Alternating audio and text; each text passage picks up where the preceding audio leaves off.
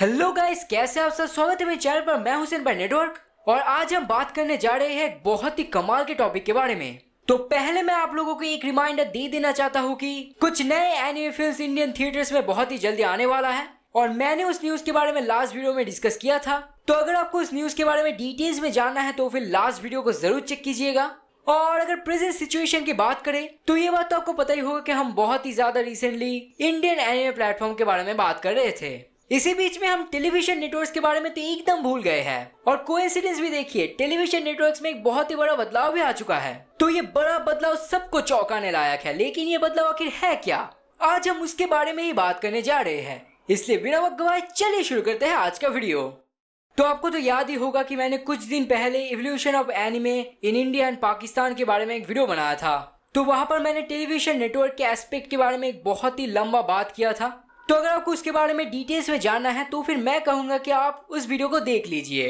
तो ये बात तो आपको पता ही है कि इंडिया में जो प्रॉपर किड्स चैनल है जैसे कि डिज्नी और टर्नर कंपनी, पहले साउथ एशिया में उन सब का चैनल में साइमल्टेनियसली टेलीकास्टिंग होता था, यानी कि सारे चैनल्स एक साथ ही टेलीकास्टिंग का काम करते थे। लेकिन प्रोबेबली 2012 की ही बात से साउथ एशिया के लगभग हर एक देशों में टेलीकास्टिंग सिस्टम चेंज हो गया, यानी कि पाकिस्तान के कार्टून नेटवर्क और इंडिया के कार्टून नेटवर्क के टेलीकास्टिंग डायरेक्शन पूरी तरह से बदल गया और इसका इफेक्ट बांग्लादेश में भी पड़ा था। पहले बांग्लादेश में इंडिया का ही डिज्नी चैनल दिखाया जाता था और इंडियन डिज्नी चैनल के जैसे ही वहां पर भी डोरेमोन हिंदी में दिखाया जाता था। लेकिन 2014 के दौरान उन्होंने फैसला लिया कि वो लोग नेटिव लैंग्वेज में डोरेमोन को दिखाएंगे और डिज्नी में नहीं। लगभग उसी वक्त से सारे साउथ एशियन देशों ने इंडिपेंडेंट टेलीकास्टिंग का फैसला लिया, लेकिन एक चीज कांस्टेंट था और वो था एनिमैक्स। एनिमैक्स एशिया को ही सिलेक्टेड कंट्रीज में दिखाया जाता था और उसके बाद आगे जाके क्या हुआ ये तो मुझे आपको नहीं बताना पड़ेगा। इंडिया में एनिमैक्स ट्रेजिकली सोनी ये में बदल गया और मजेदार बात यह है कि सोनी ये को टीआरपी भी नहीं मिलता। लेकिन जो भी हो, एक एक्सक्लूसिव एनिमे का चैनल जो हमें इतने सालों तक देखने को मिला वो आके अचानक बंद हो गया, ये कुछ हजम नहीं हुआ। लेकिन इतने सालों बाद आके आखिरकार हमें एनिमैक्स साउथ एशिया में देखने को मिल रहा है। जी हाँ गाइस, रिसेंटली बांग्लादेश में एनिमैक्स चैनल लौट आया है। लेकिन सवाल ये है कि आखिर ऐसा हुआ कैसे।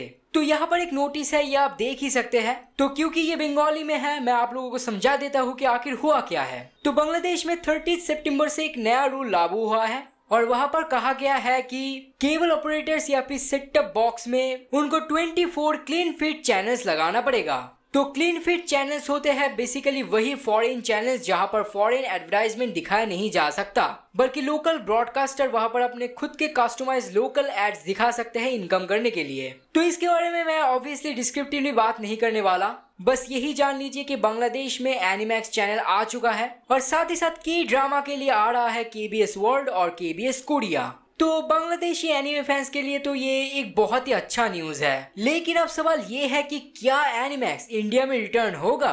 तो इस सवाल का जवाब अभी के लिए ना है, क्योंकि बांग्लादेश में ये प्रॉब्लम पहले से ही था कि वो लोग फॉरेन चैनल दिखा नहीं सकते। लेकिन अचानक अब एक नया रूल आया है जहां पर उनको 24 क्लीन फिट चैनल्स दिखाना पड़ेगा। तो इसीलिए ये बदलाव देखने को मिल रहा है और 3-4 जापानीज चैनल्स भी वहां पर एयर में है। लेकिन शायद इंडिया में बांग्लादेश जैसा ऐसा कोई प्रॉब्लम है नहीं। तो अगर कोई सवाल करे कि क्या इंडिया में एनिमैक्स वापस आ सकता है तो उसका जवाब अभी के लिए होगा ना। लेकिन फिर भी कुछ भी कहा नहीं जा सकता, इसलिए इस बारे में आप सबका ओपिनियन मैं नीचे जानना चाहता हूँ। इसलिए नीचे आप सब का राय आप हमें बता दीजिए।